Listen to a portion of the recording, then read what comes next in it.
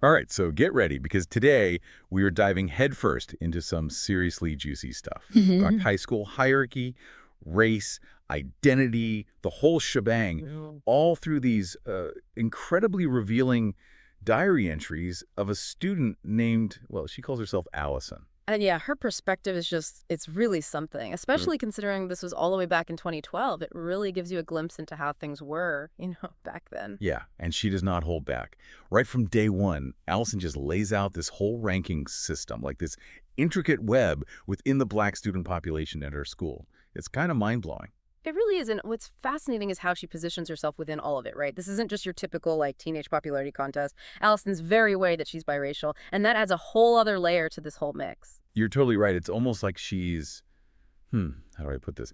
It's like she's internalized this societal standard of beauty, and she uses it to kind of set herself apart. Like she even refers to some black students with these, well, kind of harsh nicknames, like the charcoal couple. Yeah, and that language is definitely intentional, like when she says, and I quote, "It's not my fault that my nose and hips aren't as wide as theirs, my hair not as kinky and nappy." It's like, whoa, okay.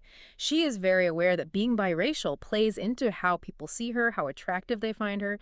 She even suggests that other black students are jealous. Wow, it's such a, it's a really complicated dynamic, right? Because she's both benefiting from this hierarchy within her little social circle, Mhm. but also kind of stuck perpetuating it. She's part of the group, but also separate. You know what I mean? Yeah. 100%. And she even recognizes that, saying in her diary that she stood to gain a lot from perpetuating this whole system, this internal conflict she has, this push and pull between wanting to fit in and then also wanting to be seen as like this unique individual. That's what makes this whole thing so interesting, and it really sets the stage for what's about to go down. Because, spoiler alert, there's about to be a shakeup in this very carefully crafted social order. Oh, yeah, big time. And it comes in the form of a new student. This new girl totally throws Allison for a loop, and her reaction, I mean, it reveals so much about her deepest insecurities. It all goes down in the cafeteria. Classic high school drama, right? Yeah. Allison thinks she sees another biracial girl, and immediately her mind goes into overdrive. She even freaks out about this new girl potentially having a pool filled with Jell-O. Okay, that little detail, it's so random and specific that it speaks volumes about where Allison's head is at. Like she's projecting her own desires, right? This need for extravagance, for something other, onto this girl she doesn't even know. And it's fascinating how this initial fear just morphs into this, like, need to control the narrative. Allison even considers straight up lying to her friends about this new girl, which to me shows just how important her position in this group is to her. I mean, it makes you wonder how secure she really is at the top. Totally. You would think that someone who is so confident, so self-assured in their place wouldn't be this threatened by like one new student. But it just goes to show there's this fragility beneath the surface, this underlying fear of being knocked off her pedestal. And, as luck would have it, or maybe it's fate, who knows, they end up in the same class.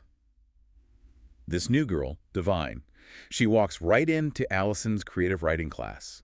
And, well, everything changes. And of course, Allison being Allison, she wastes zero time scoping Divine out. Her diary entry, I swear, it's like dripping with judgment as she describes how Divine looks. It's so interesting what she chooses to focus on, like Divine's freckles, the way she's got her hair in braids, even what Allison calls, get this, an urban accent. It's almost as if she's trying to pinpoint the exact things that make Divine different. Yeah, and you got to remember, this is 2012 we're talking about here. Social media is not what it is now, so those first impressions, those in-person vibes, they carried way more weight back then. Oh, absolutely. This is like pure, unfiltered Allison. What she decides to zero in on, it says just as much about her own insecurities as it does about this new girl. For sure. And then there's the whole Spike Lee thing. Divine mentions that she's a fan, loves his movies, and Allison's basically like internally rolling her eyes. She even goes as far as to call him some director no one's ever heard of, which, come on, feels very deliberate. It's like she's trying to downplay Divine's interests, make him seem less cool, especially in their mostly white school. It's that classic thing, right? Where our own biases, they totally color how we see other people. Divine's just being herself, putting her interests out there, and Allison takes it as some kind of threat, like a challenge to her carefully constructed image or something. And this right here, is where we start to see that idea of the mulatress dichotomy popping up. Even though Allison never actually uses those words herself, it's this whole concept, often seen in books and movies, that biracial women, especially lighter-skinned ones, are caught between these two worlds. navigating all these expectations and stereotypes, it's a lot. Okay, so how does that connect to what Allison's going through with Divine?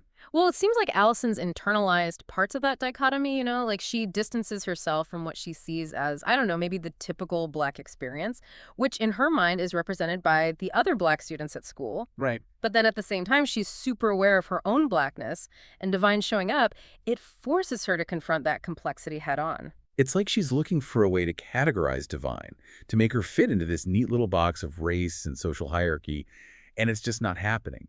Divine doesn't fit into those neat categories. And that makes Allison uncomfortable. This new girl, with her love of Spike Lee and just being unapologetically herself, it challenges the social order Allison's built up in her mind.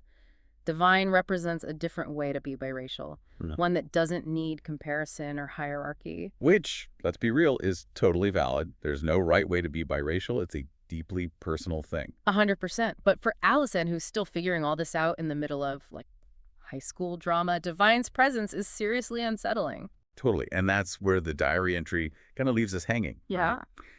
With Allison trying to process all these complicated feelings, not sure what her next move is. It's like a dilemma.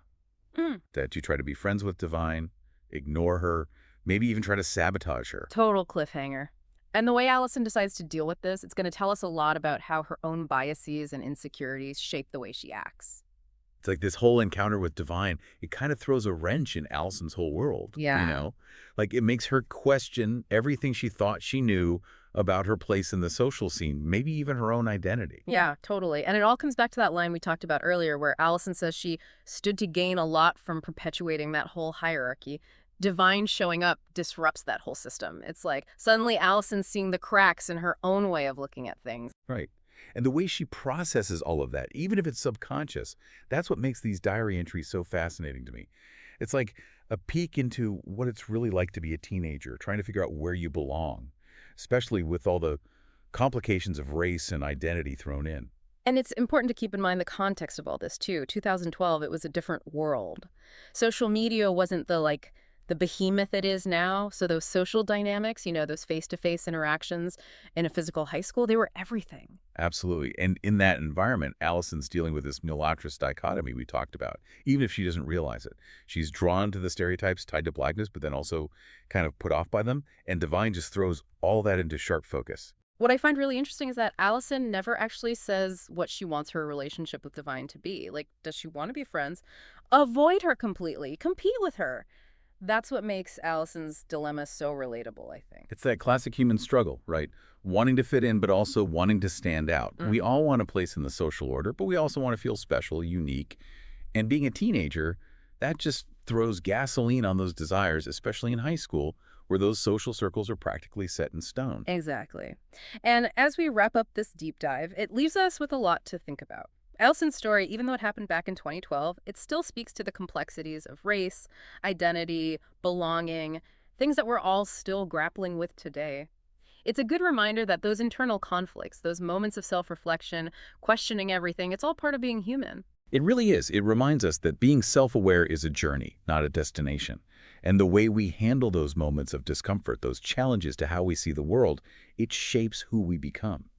So as you think about Allison and her story, ask yourself, how have you dealt with those same questions about identity, about belonging in your own life? And even bigger picture, how can we create spaces where those complexities are something to be explored, celebrated even, instead of something to be afraid of?